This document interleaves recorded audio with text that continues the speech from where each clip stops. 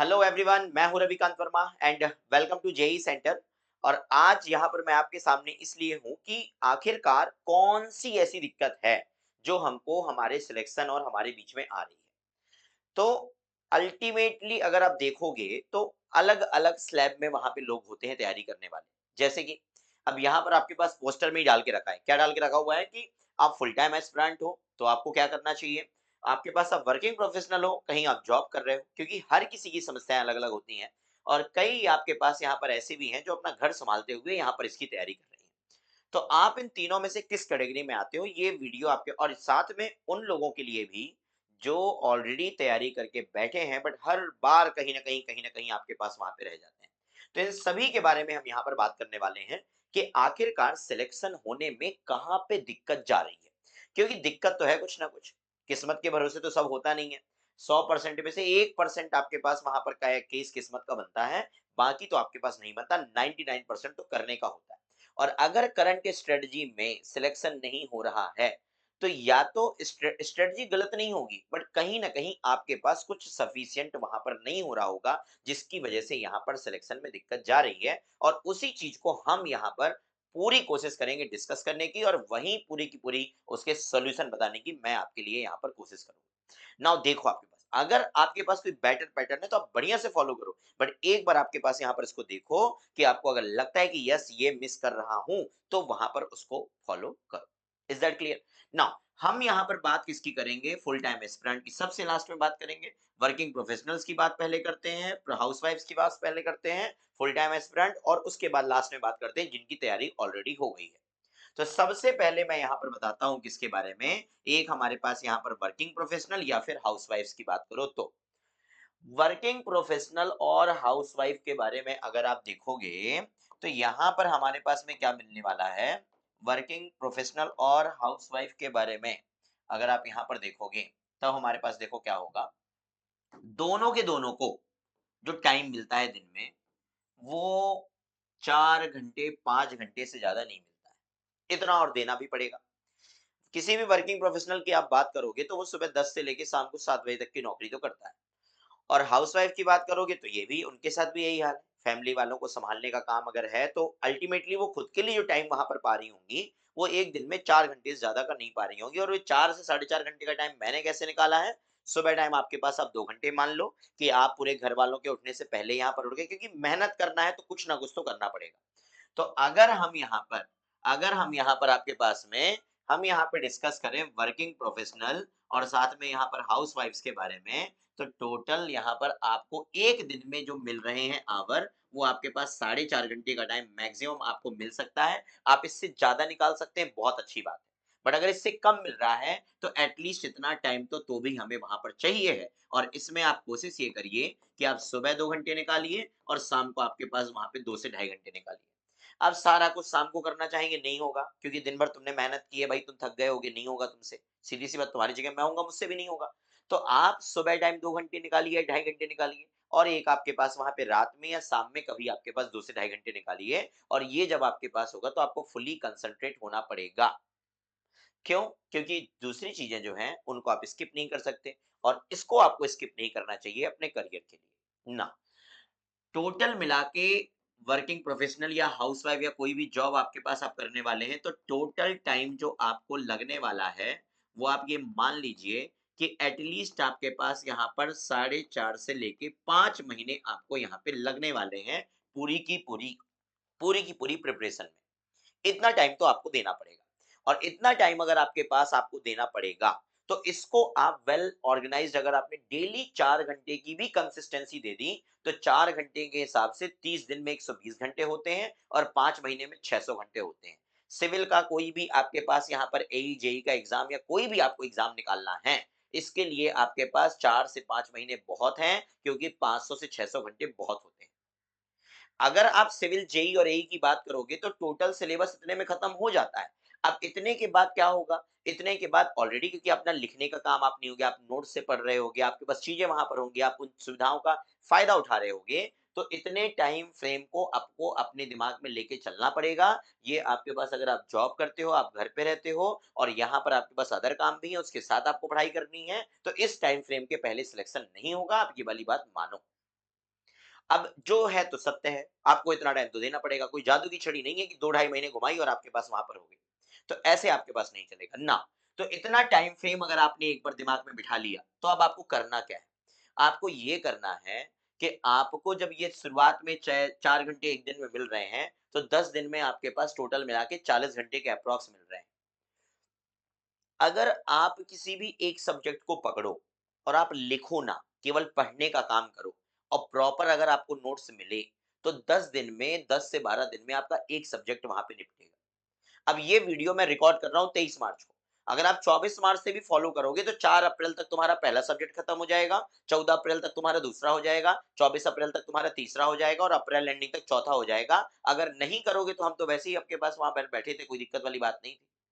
तो हमारे पास यहाँ पर बात ऐसी है कि अगर आप इस वाले शेड्यूल से जाओ तो अप्रोक्सीमेटली 1 मंथ में आपके 3 सब्जेक्ट वहां पर कवर हो जाएंगे। 2 मंथ में आपके पास यहाँ पर 6 सब्जेक्ट कवर हो जाने चाहिए और 3 महीने में आप करीबन 10 सब्जेक्ट में पहुंच जाओगे। कैसे? क्योंकि हर एक सब्जेक्ट 10 दिन का नहीं होता। कुछ सब्जेक्ट 25-30 घंटे में भी निपट जाते हैं और कुछ सब्जेक्ट आपके पास 50-60 घंटे में भी निपट जाते हैं। Is that clear? 100 आपके पास 110 घंटे तब लगते हैं जब आप क्लास में बैठते हो, उसको वहां पे लिखते हो और समझते हो। यहाँ पर आपका लिखने का टाइम गया और लिखने का टाइम 50% रिड्यूस हो जाता है। तो आप अगर देखोगे तो इस तरीके से भी अगर आप यहाँ पर जाओ तो 10 सब्जेक्ट आपके 3 महीने में रेडी होते हैं और 4 सब्जेक्ट को अगर आप पकड़ोगे तो ये हो गए आपके पास कितने सब्जेक्ट है? 13 सब्जेक्ट आपके पास यहाँ पर कवर हो गए। अब सब्जेक्ट का ओरिएंटेशन आप अपने हिसाब से करो कि मुझे पहले कौन से सब्जेक्ट देखने हैं। तो जो हमारे मेजर सब्जेक्ट हैं जिनसे सबसे ज्यादा मार्किंग होती है, शुरुआत के 5 सब्जेक्ट पहले आप उनको निपटाओ और उसके बाद आप यहाँ पर 5 कौन से निपटाओ, माइनर सब्जेक्ट आप यहाँ पे निपटाओ। तो इस तरीके से आपका काम चलेगा। जैसे मेजर सब्जेक्ट बिल्डिंग मटेरियल हो गया, major subject geo technical engineering हो गया, हाईवे हो गया, आरसीसी हो गया, सर्वे हो गया। इनसे सबसे ज्यादा क्वेश्चन आते हैं। इसके बाद आपके पास वहां पर एनवायरमेंट हो गया। एनवायरमेंट के बाद छोटे सब्जेक्ट में आपका एस्टिमेशन आ जाएगा, बढ़िया क्वेश्चन पूछे जाते हैं। आपके पास यहाँ पर एफएम हो गया। तो इस तरीके से ऑर्डर वाइज पूरे के पूरे सब्जेक्ट को पढ़ो और जब आप इन सब्जेक्ट को पढ़ोगे तो आपके पास यहाँ पर ये प्रोग्रेस होते दिखेगी। अगर देखो नहीं करना है तो फिर नहीं करना है, फिर तो आपके पास यहाँ पर अगर आप यहाँ पर हो और आपको लग रहा है नहीं नहीं नहीं, ये तो नहीं हो पाएगा, तो फिर वीडियो बंद करो और मैं कहता हूँ वीडियो नहीं, पढ़ाई बंद करो। क्योंकि पढ़ने के लिए टाइम चाहिए। कोई संग पुष्पी नहीं है कि एक दिन में हो जाएगा। तो आप अपने आप को ना ऑर्गेनाइज करो। दिन में कोई काम हो या ना हो, छूटे या ना छूटे, आपको इतना टाइम वहां पर देना है। कोई भी यहाँ पर कंडीशन नहीं, शादी में जाना है, इसके साथ पार्टी करनी है, इस दोस्त ने बुलाया है, इसके पास काम है, ये सब होंगे बाद में। जैसे दिन में खाना इंपॉर्टेंट काम है, नौकरी इंपॉर्टेंट काम है, घर का काम इंपॉर्टेंट है, वैसी जिंदगी का काम इंपॉर्टेंट है। तो आपको यहाँ पर इतना टाइम फ्रेम देना है। 1 महीने में 3 सब्जेक्ट, 2 महीने में 6 सब्जेक्ट, 3 महीने में 10 सब्जेक्ट, 4 महीने में 13 सब्जेक्ट, इतने कंप्लीट होते नज़र आएँगे। आप बोले नहीं, नहीं, नहीं सर ऐसे नहीं होता। अरे ऐसे नहीं होता तो फिर कैसे होगा? चलो मैं कह रहा हूँ कि मैंने टाइम टेबल आपको 13 सब्जेक्ट का दिया। आप 4 महीने में 10 सब्जेक्ट रेडी कर लो ना। मेजर वेटेज वाले सब्जेक्ट रेडी कर लो, क्या ही दिक्कत जाएगी? Is that clear? नाउ आपके जब 3 महीने बीत जाएँ या फिर ढाई महीने बीत जाएँ, 2.5 मंथ जब आपको यहाँ पर हो जाए, उसके बाद में आप पैरेलल 1 घंटे यहाँ पर नॉन टेक्निकल पढ़ना स्टार्ट कर देना।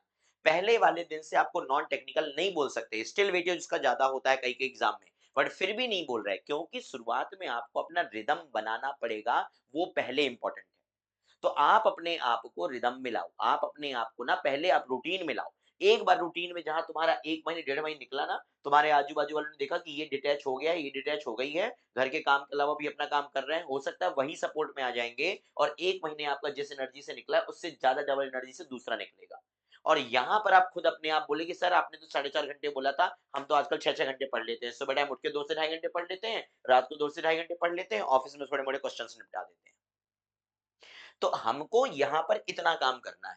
तो आप ना इतना टाइम फ्रेम दिमाग में लो। पहली चीज़ कि इतने टाइम फ्रेम से पहले नहीं होगा। दूसरा आपके पास वहाँ पर क्या होगा, दूसरा आपके पास एक प्रॉपर नोट्स को फ़ॉलो करो। आप कहीं से आपके पास यहाँ पर कलेक्ट करो, एक बढ़िया से नोट्स वहाँ पर कलेक्ट करो। नहीं मिल रहे हैं तो हमारे पास से ले लो, मिल रहे हैं कहीं से तो बहुत अच्छी बात है। आप एक प्रॉपर नोट्स को वहाँ पर फ़ॉलो करो। प्रॉपर नोट्स को फ़ॉलो करने के बाद में दूसरा आपके पास यहाँ पर वो लिखा था ना, एग्ज़ैक्ट सॉल्यूशन फॉर सिलेक्शन। ये है आपके पास एग्जैक्ट सॉल्यूशन। पहली चीज होती है नोट्स, दूसरी चीज होती है पीवाईक्यू, और तीसरी चीज होती है टेस्ट, और चौथी चीज होती है आपके पास रिवीजन। इतना टोटल मिला के है। अब जो फुल टाइम एस्पिरेंट है वो भी यही करेगा, जो आप हैं वो भी यही करेगा, जो आपके पास यहाँ पर इसके अलावा जिनकी तैयारी हो गई है वो भी यही फॉलो करते हैं। जिनकी तैयारी हो गई है वो आपके पास इसमें से कुछ एक पार्ट स्किप कर देते हैं क्योंकि उनका ऑलरेडी ये तैयार है।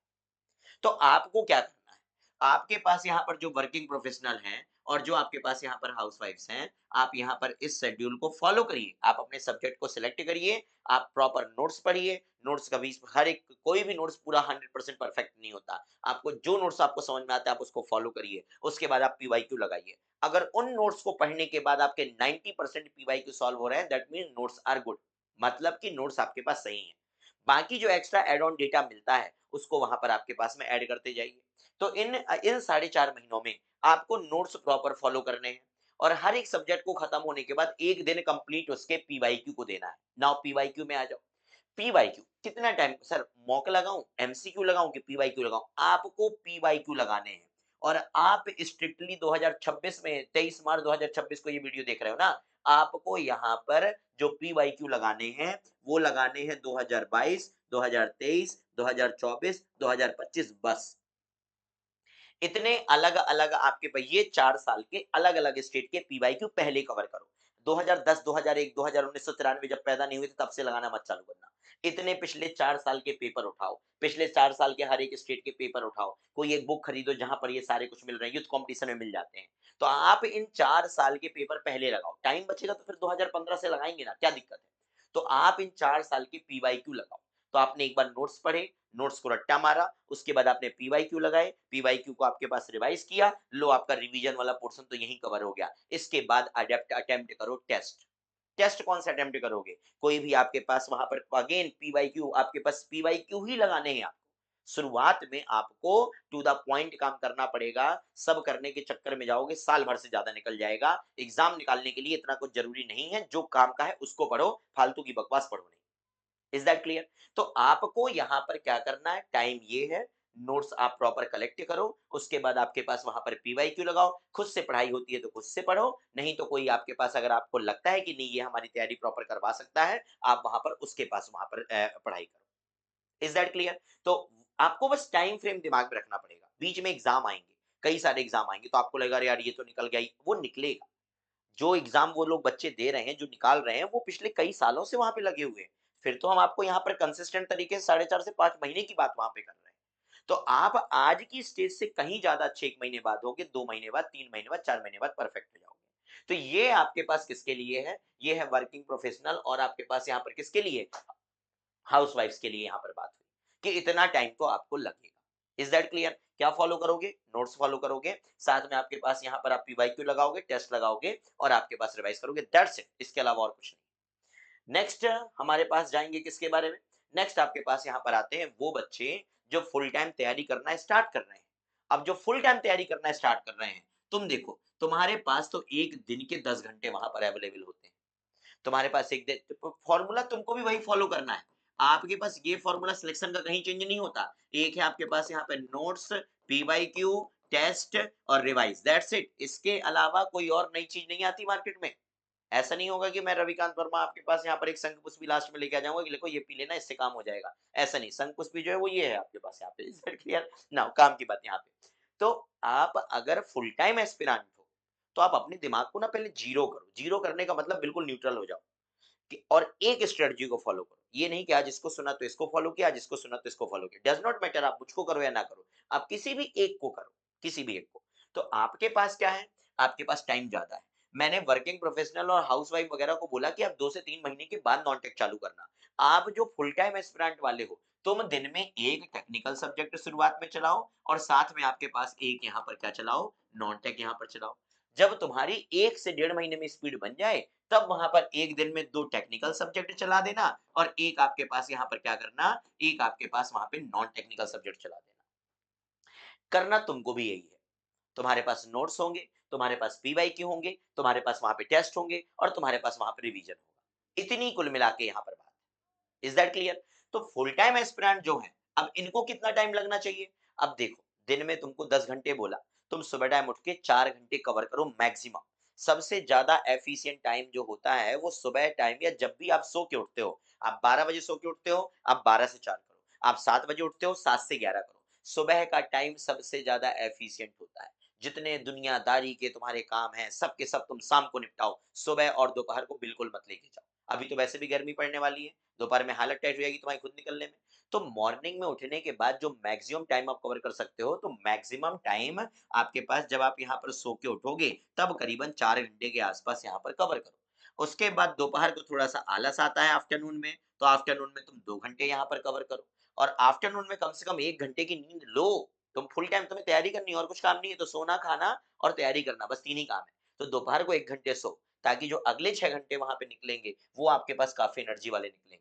सुबह 7 बजे उठते हो, 8 से 12 पढ़ो, फिर बाद में 2 घंटे का ब्रेक लो, सो के आपके पास वापस उठो, 3 बजे पढ़ने बैठो, 3 से 5 पढ़ो, फिर 5 से 7 का आपके पास या 5 से 6 का आपके पास ब्रेक लो, फिर उसके बाद 6 से 8 वहाँ पर 2 घंटे पढ़ो, 8 से 10 तक अपना फ़ोन-वोन चलाओ, कोई दिक्कत नहीं है और रात को करीबन आपके पास यहाँ पर 2 घंटे पढ़ के भी सो गए, तो भी काम हो जाएगा। तुम्हारे पास यहाँ पर 2, 2 4, 2 6 और ये 10 घंटे यहाँ पर होते हैं। टाइम को आप अपने हिसाब से मैनेज करो, कोई दिक्कत नहीं, बट एटलीस्ट इतना टाइम दो पढ़ने में। क्या 10 घंटे पढ़ना ही सफलता का मंत्र है? अरे ऐसा नहीं है भई। तुम्हारे पास टाइम है, तुम फुल टाइम तैयारी करने वाले में से हो, तो पढ़ो ना। इसमें से कहीं क्लास लगा रहे हो तो क्लास लगाओ, नहीं तो सारा का सारा सेल्फ स्टडी करो। क्लास लगाते हो तो ये टाइम क्लास में इस्तेमाल करो, ये टाइम सेल्फ स्टडी में इस्तेमाल करो। तो शुरुआत में अगर क्लास लगाते हो, तो एक टेक्निकल और एक नॉन टेक्निकल लेके जाओ और अगर क्लास नहीं लगा के रखा है, खुद ही पढ़ रहे हो, सेल्फ स्टडी करनी है, तो एक टाइम आपके पास वहाँ पर पूरा का पूरा टेक्निकल में जाओ और एक टाइम पूरा का पूरा नॉन टेक्निकल में बिताओ, इतना आपके लिए काफ़ी होगा और फ़ॉर्मूला तुम्हारे लिए वही है सेम। एक आपके पास नोट्स, एक आपके पास पीवाईक्यू, एक आपके पास टेस्ट और एक आपके पास रिवीजन। स्टिल तुमको भी जो टाइम लगेगा, वो करीबन आपके पास साढ़े 3-4 महीने का टाइम लगेगा। और सर हमें क्यों लगेगा? फुल टाइम एस्पिरेंट है हम तो आपके पास यहाँ पर और वर्किंग प्रोफेशनल को भी आपने इतने टाइम बोला, क्योंकि मैच्योरिटी नहीं होती। जो फुल टाइम आपके पास यहाँ पे जो एस्पिरेंट होते हैं, इनका क्या है, मन मन बड़ा चंचल वाला है। अरे आज का यहाँ प्रोग्राम है, यहाँ घूमने जाना पड़ेगा, ज़रूरी है।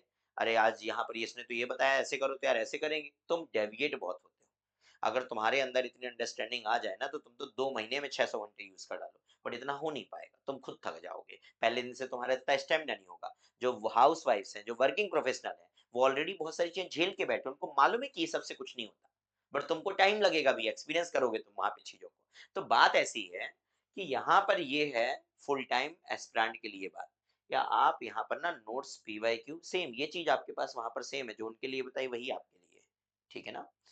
नाउ और तीसरी और सबसे लास्ट चीज़ आती है, जो आपके पास यहाँ पर क्या कर रहे हैं, जो आपके पास यहाँ पर ऑलरेडी तैयारी करके बैठे हैं। ऑलरेडी बिल्कुल वेल प्रिपेयर्ड आपके पास यहाँ पर बैठे हैं। आप रिवीजन करो, एमसीक्यू लगाओ। आप एक दिन रिवीजन करो, एक दिन एमसीक्यू लगाओ। एक दिन रिवीजन करो, एक दिन एमसीक्यू लगाओ। 2 से 3 दिन रिवीजन करो, एमसीक्यू लगाओ। आप केवल एमसीक्यू लगाओ। क्योंकि अगर सारी तैयारी करने के बाद भी सिलेक्शन नहीं हो रहा है, तो यहाँ पर कुछ ना कुछ कहीं एमसीक्यू प्रैक्टिस में दिक्कत है या कहीं कुछ और है। आप टेस्ट पेपर लगाओ। टेस्ट पेपर में आपके 100 क्वेश्चन में से 70 बनते हैं। आप 70 बने वो छोड़ो, जो नहीं बने उसको देखो। और ये सच में भी ज़रूरी है, मैं कितना भी बोल दूँ, आधे लोग सुन रहे होंगे। आप खुद अपनी ईमानदारी से पूछो कि अगर आपने पिछले 5 टेस्ट दिए, कितने टेस्ट को आपने एनालिसिस किया होगा कि कितने क्वेश्चन आपके गलत हुए। तो आप देखो कि आपके नंबर कहाँ कट रहे हैं। जो नंबर कट रहे हैं, उसके नोट्स पलटाओ। अगले अगले एग्ज़ाम अगले पेपर में अगर फिर से वही गलती आपके पास वहाँ पर हो जाए, अगर आपके पास टेस्ट में फिर से वही सब्जेक्ट में गलती हो जाए, मतलब नोट्स इनसफिशिएंट है, नोट्स जाके चेंज करो। अगर लगता है कि नहीं, तो छोटी-छोटी मिस्टेक हो रही है, तो जाके उसी वाले सब्जेक्ट के 500-600 क्वेश्चन लगा डालो। ऐसे आपके पास काम करो। Is that clear? ये हो ही नहीं रहा है, ये होगा ही कैसे? ये सब नहीं आपके पास बात करनी है अपने को। अपने को सिलेक्शन लेना है, लहर और खबर दोनों तुम्हारी होनी चाहिए। Is that clear? बात समझ में आ रही है? तो ये बात यहाँ पर है कि जो ऑलरेडी तैयारी करके बैठे हैं ना, उनके पास 30 दिन अगर आपको मिल रहे हैं ना, तो आप 15 दिन रिवीजन में और 15 दिन एमसीक्यू में लगाओ। अगर आपको लगता है कि नहीं रिवीजन सर कितनी बार पढ़ लिया, नोट्स नहीं मन कर रहा, कोई दिक्कत नहीं। सुबह उठो, एक फुल लेंथ टेस्ट लगाओ, दोपहर को एनालिसिस करो, ये गलतियाँ हुई थी, अगले दिन फिर से एक फुल लेंथ टेस्ट लगाओ। 4-5 दिन कंटिन्यू टेस्ट लगाओ, फिर 1 दिन पूरा का पूरा रिवाइज़ कर लो। फिर 4-5 दिन टेस्ट लगाओ, फिर 1 दिन पूरा का पूरा रिवाइज़ कर लो, क्योंकि तुम्हारी तैयारी ऑलरेडी है। तुम 1 दिन में सारे के सारे सब्जेक्ट रिवाइज़ कर पा रहे होगे। 1 दिन में पूरा नॉन टेक्निकल, 1 दिन में पूरा टेक्निकल, तीसरे दिन फुल लेंथ टेस्ट दे दो। फिर टेक्निकल, फिर नॉन टेक्निकल, फिर पूरा टेस्ट दे दो। तो महीने में आपके पास 10 टेस्ट तो आराम से तुम दे दोगे। और ऐसे तैयारी वहाँ पर क्या करो, अपनी तैयारी को वहाँ पर फिक्स करो। Is that clear? आप मतलब कई ऑप्शन है। अब यहाँ पर ये मैंने लगा रखा है, बट ये आपके ऊपर है। मतलब ये सब अपनी समझदारी के लिए, मतलब आपको तैयारी कैसे करनी है। आपको तैयारी ज़्यादा करनी है तो हम जैसे फास्ट ट्रैक बैच में बताते हैं कि आप ऐसे-ऐसे करो। तो ये ऐसी वाली बात है कि आप चाहे खुद करो, चाहे आप तैयारी यहाँ से करो या जहाँ से भी करो, कोई मैटर नहीं करता, बट आप पढ़ो। आप ये बस मत ऐसे मान के चलो कि यार बस एग्ज़ाम हो जाएगा, फिर देखेंगे, देखते हैं शायद इस वाले एग्ज़ाम में लक काम कर जाए। नहीं, ये तरीका नहीं होता है। भई हम इंसान हैं, इंसान गलती करता है, तो गलती सुधारता भी है। तो हम सुधारेंगे, हम देखेंगे कहाँ गलती हो रही है, क्योंकि किसी ना किसी का तो सिलेक्शन हो रहा है। ऐसा तो नहीं कि कोई भी आपके पास यहाँ पे दूसरी दुनिया का आके आपके पास यहाँ पर सिलेक्शन लेके जा रहा है। नहीं, आप में से ही कोई है, आपका ही एक दोस्त कहीं न कहीं लास्ट टाइम सिलेक्ट हुआ था कि नहीं हुआ था? हर कोई किस्मत के भरोसे तो नहीं होता सिलेक्ट। तो आपको काम करना पड़ेगा। तो आप अगर फुल टाइम एस्पिरेंट हो, तो आप 8 से 10 घंटे बराबर पढ़ाई में दो। 1 महीने में 4-4 सब्जेक्ट निपटाओ, ठीक है? अगर आप ऑलरेडी तैयारी करके बैठे हो, तो पूरा टेक नॉन टेक सारा कुछ रिवीजन 1 महीने में पूरा हो जाना चाहिए। अगले वाले महीने में फिर रिपीट, अगले वाले महीने में फिर रिपीट। अगर आप वर्किंग प्रोफेशनल या हाउसवाइफ हो, तो दिमाग को सेट कर लो 4.5 से 5 महीने के लिए, और इम्प्रूवमेंट होता है, लोगों ने किया है। और कोई भी जॉब मैटर आपके पास ऐसा नहीं करती कि यही निकलेगी तभी संतुष्टि है। कोई भी एक नौकरी आपकी निकल गई, उस दिन के बाद से हर 2 महीने में तुम्हारे एग्ज़ाम ही निकलते रहेंगे। कॉन्फिडेंस इस लेवल पे आता है। तो तैयारी करो। Is that clear? फिर भी कुछ लगता है डाउट तो बताओ कि नहीं ये कर लिया सर फिर भी नहीं हो रहा। क्योंकि ऐसा नहीं हो सकता कि आप पिछले ऑल ओवर इंडिया के 4 साल के पेपर उठा के आपने लगा लिए, टेक्निकल, नॉन टेक्निकल सब आपका अच्छा है और आपका सिलेक्शन ना हो, ऐसा नहीं होता है। और अगर आपको ऐसा लगता है कि आपने सारी चीज़ें कर ली हैं, फिर भी आपका सिलेक्शन नहीं हो रहा है, तो मेरे दोस्तों ये गलत एनालिसिस है। हमने अपने आप को समझा नहीं है। हम अपने आप को समझ नहीं पाए हैं अभी तक कि हम गलती कर रहे हैं, फिर भी हम पहच ऐसा कैसे हो जाएगा कि बिना गलती के सिलेक्शन नहीं हो रहा हो? ऐसा नहीं होगा ना।